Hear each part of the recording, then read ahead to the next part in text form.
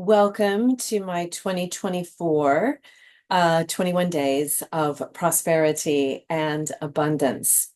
This is a series that is designed to move us out of all of the limiting thoughts and behaviors and actions that keep us stuck and into the mantras, the brain waves, and the actions that will start to create the life of our dreams. So I'm going to jump right in. So every week is a different one. The first week is what I call cleansing, getting rid of the old thoughts and patterns and putting in better ones. Week two is where we start to really embody it. And then week three is where we add our friends and partners. So we invite others to the party. Now, each one of these steps is important. Of course, we have to up level ourselves first. And once we up level and we start feeling comfortable in that skin, then we're able to attract others who are up leveling as well. So focus on ourselves this week, right? And let me just give you the mantra of today, and that is love. So all day long, whenever I introduce any of these mantras, and there's going to be one per day, it's really important to use it as a touchstone. So all day long, try to keep coming back to the word love, back to the word love, no matter what external circumstances that you might encounter.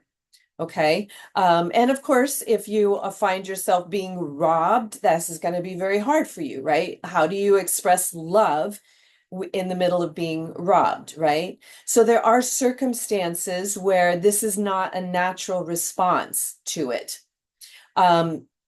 Hopefully that won't be your encounter today. You'll have other challenges that are, not as frightening and not as in your face, but can still touch triggers within you, right? Because of the old thoughts and patterns, right?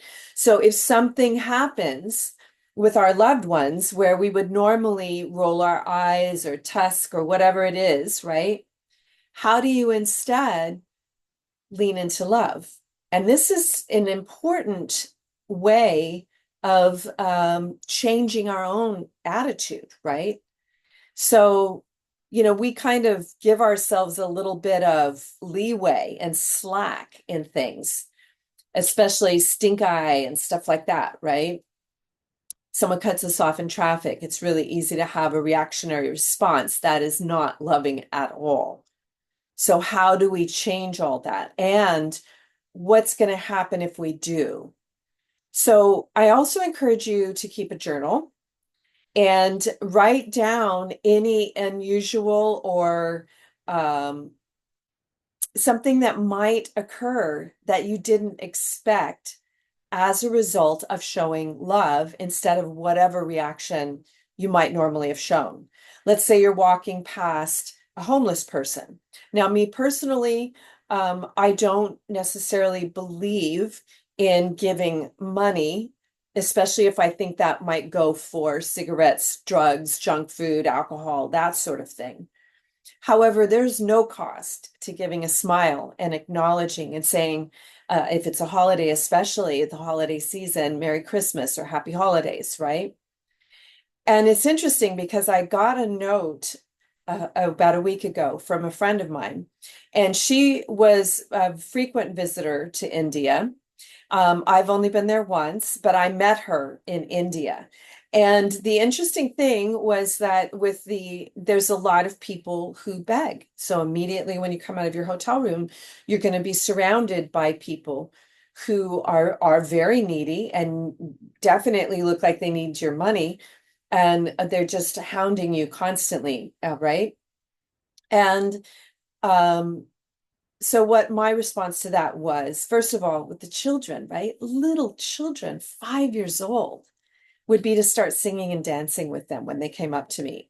A lot of people ignore them, right? Because they figure, oh, well, I'm going to be doing this all the time if I do it once. So they ignore them, even if they're there to study with the Dalai Lama or someone else who is, talking about compassion.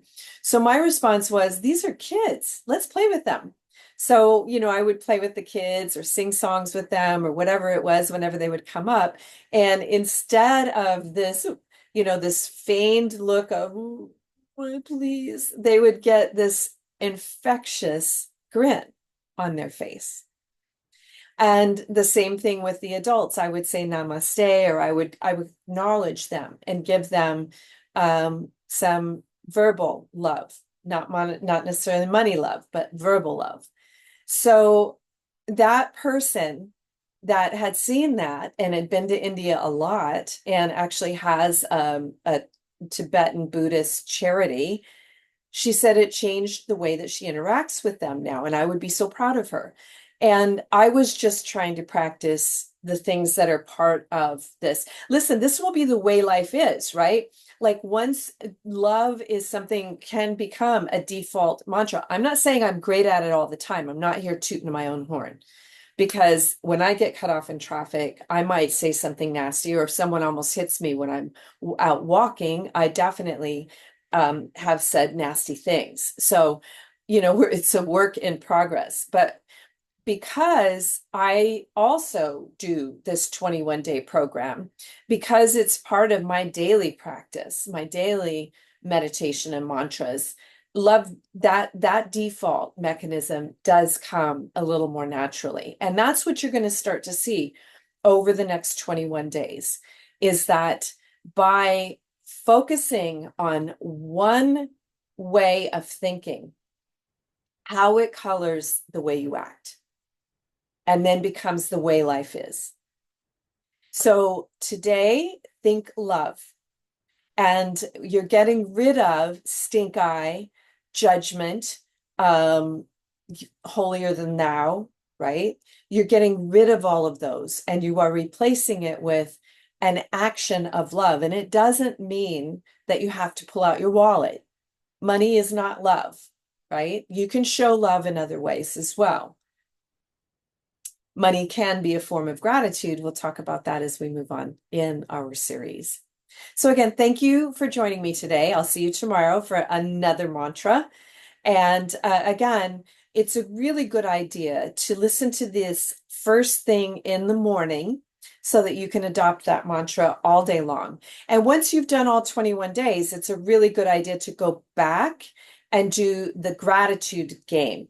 Because what I'm focusing on in this video coaching series is just the mindset. However, if you really want to change your life, you need the tool set and the skill set and the actions. So that's what the gratitude game adds in. Okay, so go through to 21 days of shifting the way you think about things, and then do the gratitude game and shift the way that you act. Okay. All right, so you can always email us at info@nataliepace.com, and thank you for joining me. And share this with your friends. It's absolutely free. I update it every year. This is 2024. And yeah, let's have a prosperous 2025 filled with creating the things that we think are important for the world.